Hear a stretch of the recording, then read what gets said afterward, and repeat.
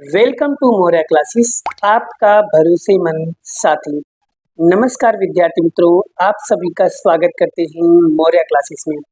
विद्यार्थी मित्रों, हम फिर से लाए हैं गाला असाइनमेंट 2026 क्लास 12 मार्च 2025 का पेपर है बड़ा, और सब्जेक्ट हमारा जो है स्टैटिस्टिक्स। और आज हम आपको कराने वाले हैं सेक्शन ए विभाग। अगर आपने सेक्शन बी विभाग नहीं देखा है तो प्लीज़ चेकआउट करो। और 6 पेपर के मैंने सेक्शन बी बहुत ही बढ़िया तरीके से चलाया है, उसे अच्छे से देख लो बड़ा, जिससे आपके 10 नंबर एकदम अच्छे से प्रैक्टिस हो जाए बड़ा। और वो 6 पेपर कर लोगे इनफ है, उसके अलावा कुछ करने की ज़रूरत नहीं है। और आज हम कराने वाले सेक्शन ए विभाग पेपर नंबर 1, और ये मार्च 2025 के सारे क्वेश्चन हैं, मोस्ट इम्पॉर्टेंट है, सभी बच्चे इसे ध्यान से सीखेंगे। और एक एक करके पॉइंट को समझाऊंगा और कैसे आंसर आया वो सारी चीज़ें मैं यहाँ पर डिस्कस करूंगा, तो टेंशन लेने की ज़रूरत बिल्कुल भी नहीं। पहला क्वेश्चन यहाँ पर क्या लिखा है बड़ा, जीवन निर्वाह खर्च के सूचकांक की रचना में किस मूल्य को ध्यान में लिया जाता है। पहला क्वेश्चन क्या बोला है कि जीवन निर्वाह का खर्च के सूचकांक की रचना में किस मूल्य को ध्यान में लिया जाता है। आपको यहाँ पर 4 ऑप्शन दिए हुए। पहला ऑप्शन दिया है बाजार मूल्य, दूसरा ऑप्शन दिया है थोक मूल्य, तीसरा दिया है औसत मूल्य, और चौथा दिया है फुटकर मूल्य। तो आपका जो राइट आंसर बनेगा बेटा वो बनेगा ऑप्शन नंबर डी, फुटकर मूल्य। ठीक है, is the most important question है, सो प्लीज अच्छे से इसे प्रैक्टिस जरूर करिएगा। नेक्स्ट क्वेश्चन क्या लिखा है, क्वेश्चन नंबर 2 क्या लिखा है बेटा, यदि आधार वर्ष 2023 के सापेक्ष वर्ष में 2024 का जो क्रय शक्ति दिया है, तो 2024 के मूल्य का सूचकांक कितना होगा। बड़ा इसे निकालने के लिए मैं थोड़ा सा आपको बता देता हूँ कैसे करना है। सबसे पहले 2023 का क्या दिया है, आधार वर्ष। आधार वर्ष कितना होता है, तो हमेशा 100 होता है, और 100 के अंदर 2024 का जो क्रय शक्ति है 0.75, इससे अगर आप डिवाइड करोगे बड़ा तो आपको आंसर मिलेगा 1.3333। इस तरीके से बड़ा इसका राइट आंसर निकल जाएगा, यानी इसका मतलब इसका राइट ऑप्शन होगा option number C is the correct answer. अगर आपको नहीं हो तो कैलसी में बड़ा आपके पास कैलसी होगी और डिवाइड करके आप लोग चेकआउट कर सकते हो। बहुत इंपॉर्टेंट तरीका बता रहा हूँ, आप लोगों को ये सारी चीज़ें अच्छे से लर्न करना है। सत्यम सर आपके साथ हैं और आपके सारी तैयारी 1 बाय 1 करके तैयारी करवाएंगे। ठीक है, मैं इसके अलावा भी बहुत सारे एमसीक्यूज आपके लिए लाने वाला हूँ, तो आप लोगों को बेफिक्र रहना है। 20 में से 20 एमसीक्यू मैं आपको दिला के रहूँगा, गारंटेड। बस आप इस यूट्यूब चैनल को फॉलो करते रहो और बोर्ड एग्जाम तक देखते रहो, और डेफिनेटली आपको इसका रिजल्ट, इसका प्रभाव देखने को मिल ही जाएगा। और आप फिर कहोगे सच में सर मज़ा आ गया और पेपर भी बहुत अच्छा गया है। ठीक है, मैं सारे सब्जेक्ट की तैयारी कराऊंगा, बस थोड़ा सा पेशेंस रखिए। मैं 1 बाय 1 करके सारी चीज़ें कराऊंगा, बस आपको थोड़ा सा पेशेंस रखना है बस। ठीक है, आपको पता है कि बहुत मेहनत लगता है बेटा पीपीटी बनाने में, ठीक है, टाइपिंग करने में बहुत समय लगता है। तो बड़ा मैं आप लोगों से क्या ही मांग रहा हूँ, कुछ नहीं मांग रहा हूँ ना, सिर्फ एक छोटा सा लाइक मांग रहा हूँ और कमेंट करना हूँ। तो जितना बढ़िया कमेंट करोगे, शेयर करोगे, लाइक करोगे, तो बड़ा मुझे भी थोड़ा सा मोटिवेशन मिलता है कि हाँ चलो मेरे बच्चे इस वीडियो को देखते हैं। ठीक है, कम से कम बेटा कुछ नहीं तो कम से कम मेरे मेहनत का फल तो दे दीजिए बेटा। ठीक है, चलो कोई नहीं, अब हम बढ़ते हैं क्वेश्चन नंबर 3 की ओर। क्वेश्चन नंबर 3 क्या लिखा है, सहसंबंधांक का विस्तार क्या होगा। क्वेश्चन क्या है, विस्तार पूछा है भाई, विस्तार क्या होगा। तो याद रखना, इसका जो विस्तार है बेटा उसका चालू कहाँ से होता है बेटा, तो इसका उत्तर चालू होता है बेटा -1 से +1 के बीच में होता है। कहाँ से चालू होता है, -1 से +1 के बीच, यानी option number C is the correct answer. ध्यान से समझ लो बेटा, बार बार गलतियां करते हैं बच्चे इसमें, फिर भी तो आप लोगों को आना चाहिए। ठीक है, नेक्स्ट क्वेश्चन क्या लिखा है बेटा, उसे भी हम लोग पढ़ते हैं। क्वेश्चन नंबर 4 क्या लिखा है बेटा, क्रमांक सहसंबंध की विधि में यदि प्रत्येक अवलोकनों का युग्म हेतु Rx बराबर Ry प्रचलित संकेतों में हो तो 7 का मान क्या होगा। याद रखना 7 का मान क्या होगा बेटा, तो 7 का मान होगा 1। कितना होगा बेटा, 1 होगा। यहाँ पर 4 ऑप्शन दिए बेटा, आपको क्या दिया है, 0 दिया है, -1 दिया, 0.1 दिया, हमको हमारा आंसर क्या आएगा बेटा, 1 आएगा। क्लियर। नेक्स्ट क्वेश्चन क्या लिखा है बेटा, उसे भी हम लोग यहाँ पर समझ लेते हैं और पढ़ लेते हैं। ठीक है, चलिए नेक्स्ट क्वेश्चन क्या लिखा है, नियत संबंध रेखा किस बिंदु से हमेशा गुजरती है। याद रखना उसका राइट आंसर आएगा option number A, X bar Y bar से हमेशा गुजरती है। तो नियत संबंध रेखा क्या बोला है, नियत संबंध रेखा जो एक किस बिंदु पर से हमेशा गुजरती है, तो याद रखना ए बराबर एक्स बार माइनस वाई बार से। ठीक है, आगे बढ़ते बढ़ा नेक्स्ट क्वेश्चन की ओर, क्या लिखा है उसे भी हम लोग क्या करते हैं समझ लेते हैं। ठीक है, क्या लिखा है, दो चलों के बीच नियत संबंध के अध्ययन के लिए निश्चितांक अर्थ अर्थात क्या, बड़े यहाँ पर थोड़ा सा हिंदी गलत लिखा हुआ है, यहाँ पर आएगा निश्चितांक, क्या आएगा निश्चितांक अर्थात क्या, तो उसका उत्तर आएगा बड़ा सहसंबंधांक का वर्ग। क्या आएगा, सहसंबंधांक का अवर्ग, यानी ये आप लोगों ने देखा ही होगा बड़ा, ये आर स्क्वायर बराबर आर का वर्ग। ठीक है, इसी को बोलते हैं निश्चितांक वर्ग कहते हैं बड़ा। डन, आगे बढ़ते बड़ा हम लोग नेक्स्ट क्वेश्चन क्या लिखा है बड़ा, सातवां, मानसून के दौरान किसी कंपनी के छतों की बिक्री की वृद्धि किस प्रकार से उतार चढ़ाव देखने को मिलता है। तो याद रखना मानसून की बात करें बड़ा, जब भी सवाल में किसकी बात करें मानसून, तो हमेशा उसमें क्या आएगा, मौसमी आएगा बड़ा। क्या आएगा बड़ा, मौसमी आएगा, ये बात आपको याद रखना है। ठीक है, आगे बढ़ते हैं नेक्स्ट क्वेश्चन की ओर बड़ा। क्वेश्चन क्या लिखा है बड़ा, सामायिक श्रेणी का निरपेक्ष चल कौन सा है। क्या बोला है, सामायिक श्रेणी का बोला है, तो सामायिक श्रेणी का निरपेक्ष चल, सामायिक श्रेणी का निरपेक्ष चल हमेशा क्या होता है, टी होता है। क्या होता है, टी। ठीक है, आगे बढ़ा बातें हम नेक्स्ट क्वेश्चन क्या लिखा है बड़ा, उसे भी हम लोग क्या करते हैं डिटेल में समझ लेते हैं। देखो नौवां क्वेश्चन क्या लिखा है बड़ा, उसे हम लोग समझते बड़ा, निम्नलिखित यादच्छित प्रयोग में से कौन से यादच्छित प्रयोग का न्यादर्श अवकाश अनंत होता है। क्वेश्चन में एक वर्ड बोल दिया बड़ा, न्यादर्श अवकाश क्या होता है, अनंत होता है। तो अनंत किसमें होता है बड़ा, तो इलेक्ट्रिक बल्ब की आयु के घंटे की नापने का। आप समझो बड़ा, समझाता हूँ बड़ा, जैसे कि मान लो मैंने बल्ब चालू किया, अब वो बल्ब कब तक चलेगा, क्या इसके बारे में आप बता सकते हो, कितने घंटे चलेगा, क्या आप बता सकते हो, बिल्कुल नहीं। ठीक है, वो हो सकता है लगाते मन बिगड़ जाए, हो सकता है घंटों घंटों चले, हो सकता है सालों सालों चले, हो सकता है कभी खत्म ही ना हो सकता है कभी बिगड़े ही ना।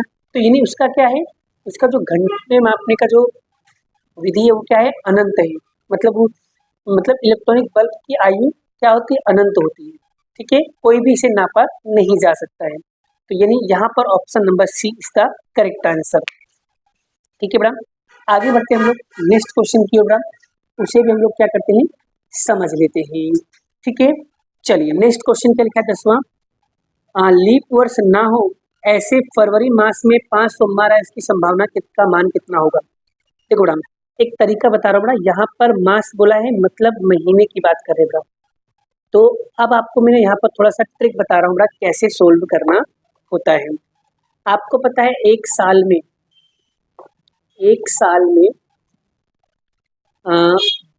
52 सप्ताह होता है। ठीक है, और उसके बाद एक महीना में 4 सप्ताह होता है। और आपको पता है कि एक सप्ताह में 7 दिन होता है। ठीक है, तो बड़ा अभी तो हमें, और आपको पता है सादा वर्ष में कितने दिन होते हैं, एक साल में कितने दिन होते हैं बड़ा, एक साल में सादा वर्ष कितना होता है बड़ा, तो 365 होता है। और आपसे अगर लीप वर्ष पूछे, लीप वर्ष में कितना होता है एक साल में, तो 366 दिन होते हैं बड़ा। अब कॉन्सेप्ट को समझना बड़ा, क्या बोला है क्वेश्चन क्या बोला है कि लीप वर्ष ना हो, तो पहले लीप वर्ष तो नहीं होगा, पर लीप वर्ष में तब सादा वर्ष होगा, और सादा वर्ष में क्या बोला है, फरवरी महीना। अब बड़ा देखो सादा वर्ष में फरवरी महीना कितने दिन का होता है, 28 दिन का होता है। फरवरी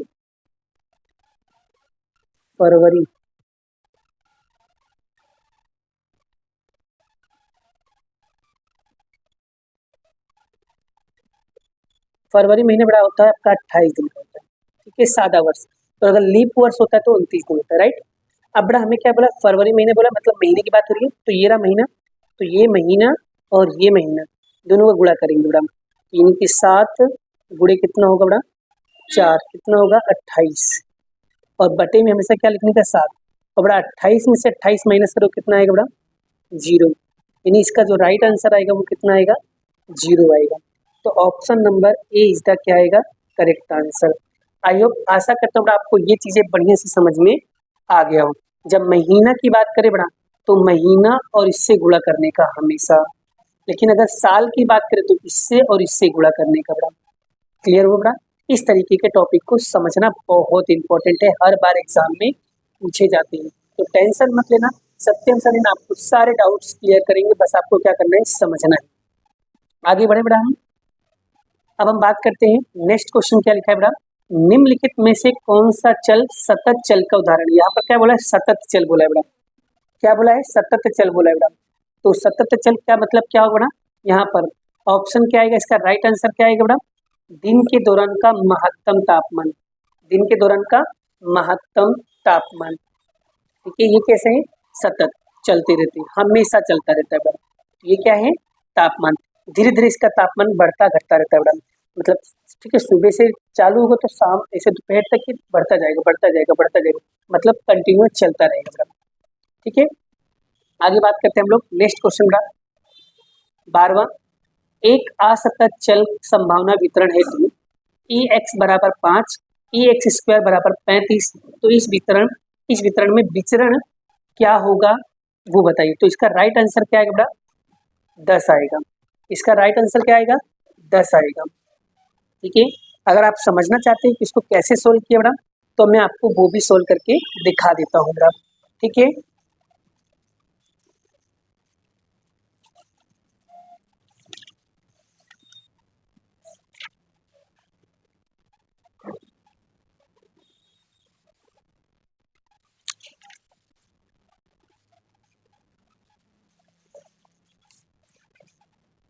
बेटा सबसे पहले बेटा इसके एक सूत्र है, सूत्र को आपको क्या करना पड़ेगा समझना पड़ेगा। तो मैं सूत्र बता रहा हूँ क्या आएगा बेटा, वी एक्स बराबर ई एक्स स्क्वायर माइनस ब्रैकेट में सिग्मा ई एक्स का क्या आएगा होल स्क्वायर।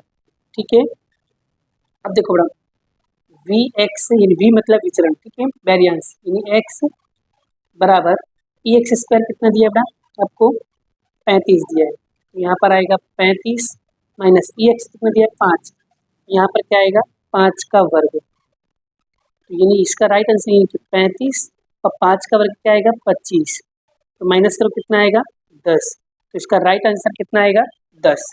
याद रखना विचरण का सूत्र आपको पता होना चाहिए मैडम, अगर आपको विचरण का सूत्र पता है मैडम तो आप किसी भी सवाल को इजीली क्या कर सकते हो फाइंड कर सकते हो, इजीली सॉल्व कर सकते हो, तो टेंशन लेने की जरूरत नहीं है, सब चीजें आपको क्लियर हो रहा होगा।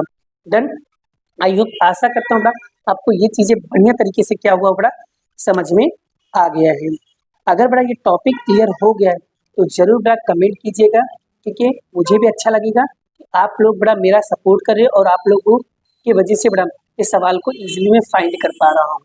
ठीक है बड़ा, क्लियर हो गया, चलिए बस इसी तरीके से सपोर्ट चाहिए बड़ा, और तुम्हारे सपोर्ट के बिना बड़ा कोई भी चीज़ क्या है पॉसिबल नहीं है। ठीक है, क्लियर, चलिए आगे बढ़ते बड़ा हम लोग नेक्स्ट क्वेश्चन की ओर, उसे भी हम लोग क्या करेंगे सॉल्व करेंगे और बढ़िया तरीके से क्या करेंगे सीखेंगे। ठीक है, चलिए 13वां क्वेश्चन क्या लिखा है बड़ा, एक द्विपद वितरण का माध्य आपको दिया है 6 और विचरण दिया है 12/7, तो वितरण कितना होगा। तो बड़ा एकदम सिंपल है, सबसे पहले जब भी क्वेश्चन में क्या लिखा हो बड़ा, क्वेश्चन में लिखा हो द्विपदी वितरण लिखा हो, तो यानी ये जो माध्य है, माध्य को हम लोग बोलते हैं एनपी, ठीक है, और एनपी उसके बाद यहाँ पर क्या लिखा हुआ है विचरण, तो विचरण हो जाएगा एनपीक्यू। ठीक है, यानी कि हम लिखेंगे बड़ा यहाँ पर, तो एनपी बराबर हो जाएगा आपका 6 और एनपीक्यू हो जाएगा आपका 12/7। ठीक है, अब बड़ा यहाँ पर हम लोग एक सूत्र लगाएंगे बड़ा, ठीक है, चलिए यहाँ पर लिखेंगे, यहाँ पर एन पी क्यू बराबर 12/7, ठीक है। और NP का वैल्यू आपको दिया है, कितना दिया है 6, यहाँ पर आएगा 6 और Q का क्यूब बराबर 12/7। अब हम क्या करेंगे, एकदम ध्यान से सीखना है बेटा, ठीक है। अब ये 6 गुणाकार में उधर जाएगा तो भागाकार में, यानी Q बराबर 12/7 और गुणे में कितना आएगा 5, ठीक है। क्लियर हुआ यहाँ तक? यहाँ तक क्लियर है? अब यहाँ पर क्या करेंगे बेटा, Q बराबर हम लोग क्या करेंगे,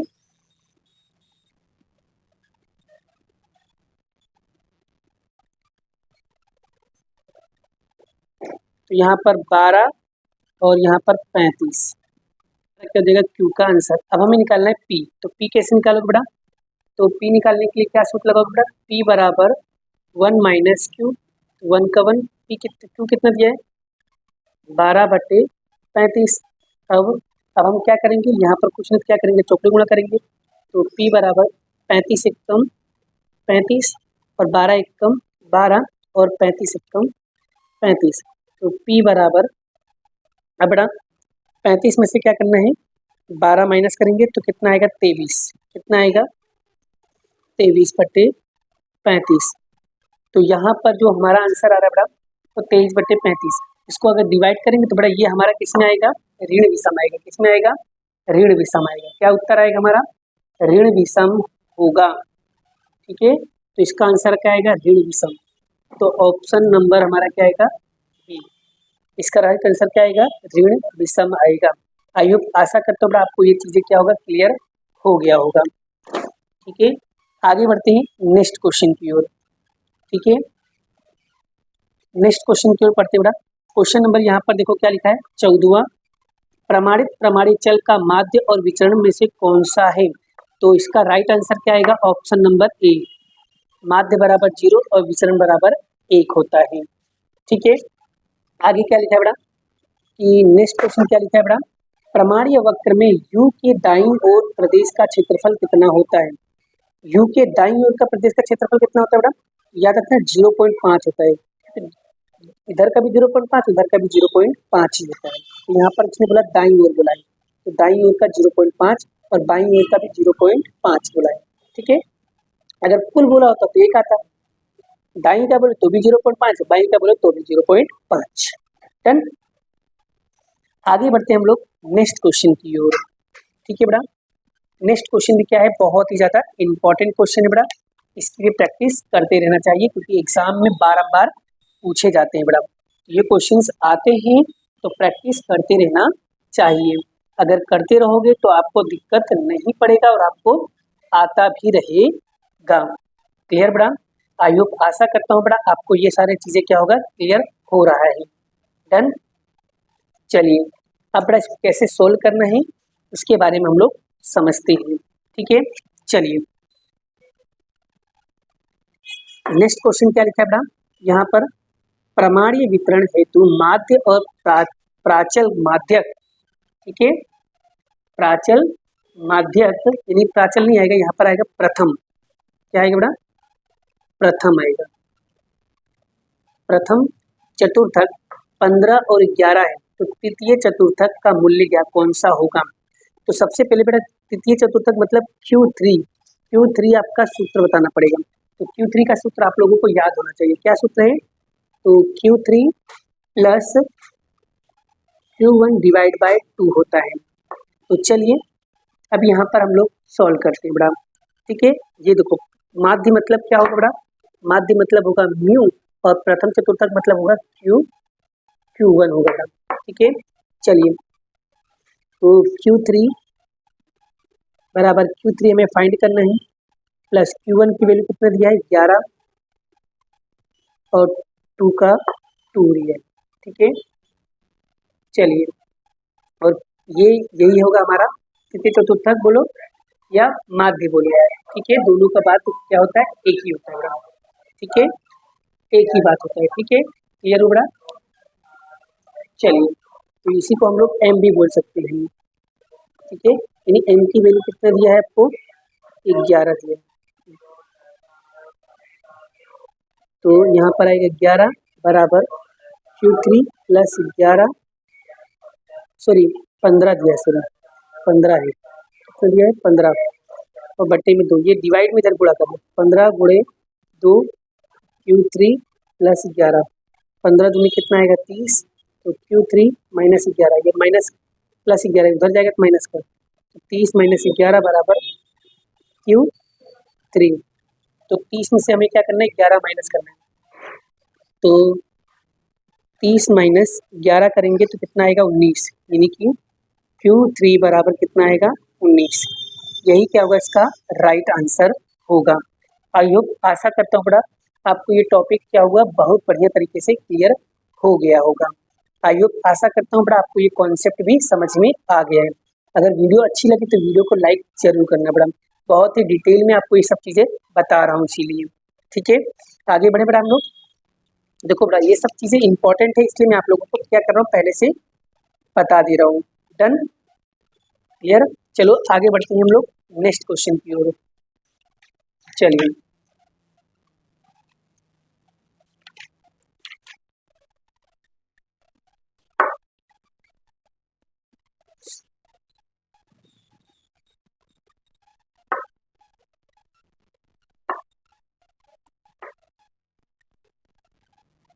चलिए 17वां क्वेश्चन क्या लिखा है, x माइनस 5 लेस देन 25 का सामीप्य स्वरूप सॉल्व कर जोड़ा।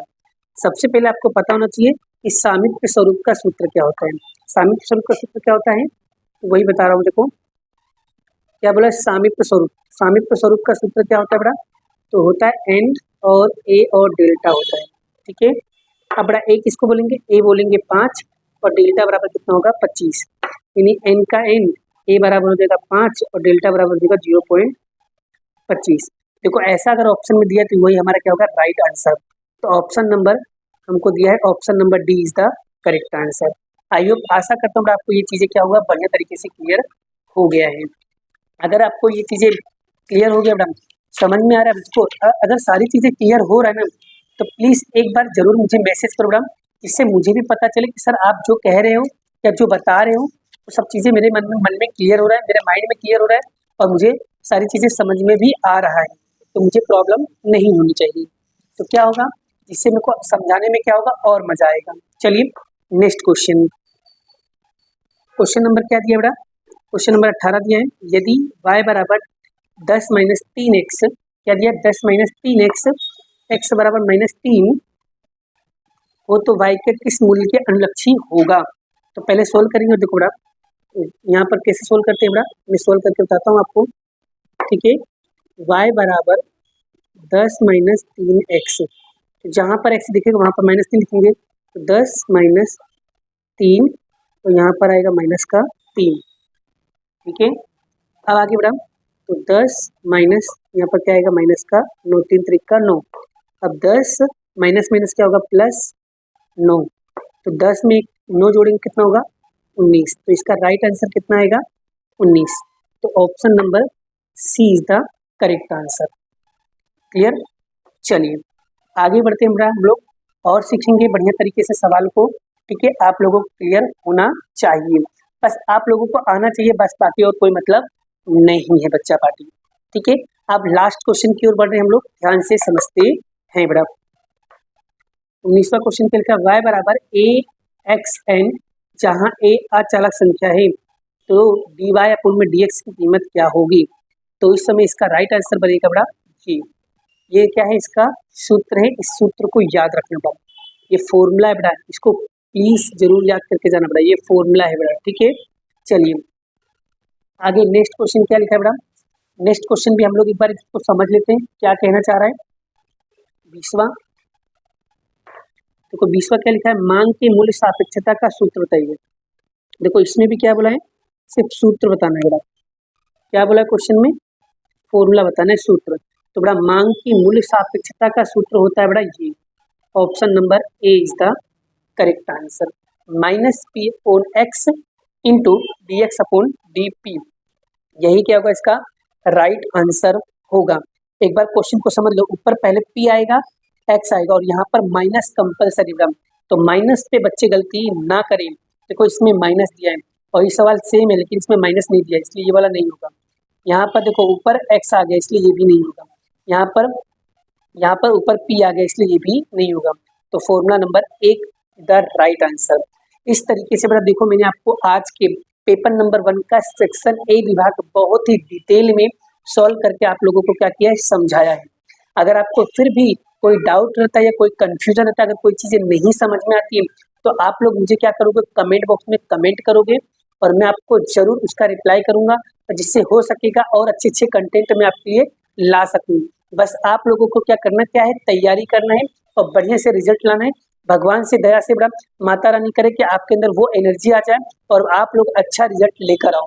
और भगवान से यही प्रार्थना करेंगे इस बार 2026 में आप सभी के रिजल्ट बहुत ही तगड़ा और बहुत ही अच्छा रिजल्ट आए, जिससे माँ बाप को गर्व हो, माँ बाप को भी खुशी मिले और मुझे भी बहुत खुशी मिले कि चलो कम से कम पढ़ाए हुए बच्चे टॉपर तो बन रहे हैं, समझ में भी तो आ रहा है, अच्छा लग रहा है मैडम। इससे मोटिवेशन मिलता है और अच्छे अच्छे कंटेंट हम आपके लिए लाते रहेंगे। सिर्फ स्कूल लेवल की पढ़ाई नहीं करेंगे हम, आपके बड़ा आने वाले टाइम पे आपके कॉलेज की भी स्टडी इस यूट्यूब चैनल पे जरूर लाने वाले हैं। तो बस आप लोग पहले अच्छे से तैयारी कर लो और बोर्ड की अच्छे तरीके से तैयारी करोगे तो ही मेरा आपके लिए मैं आगे का काम भी करूंगा। आपका मोटिवेशन ही बड़ा मेरी जिंदगी को बदल सकता है और आपकी जिंदगी को बदल सकता है। ठीक है, मैं आपको गाइडेंस दूंगा और आप मुझे मोटिवेट करोगे, इससे हम दोनों का सहयोग से अच्छे रिजल्ट ला पाएंगे।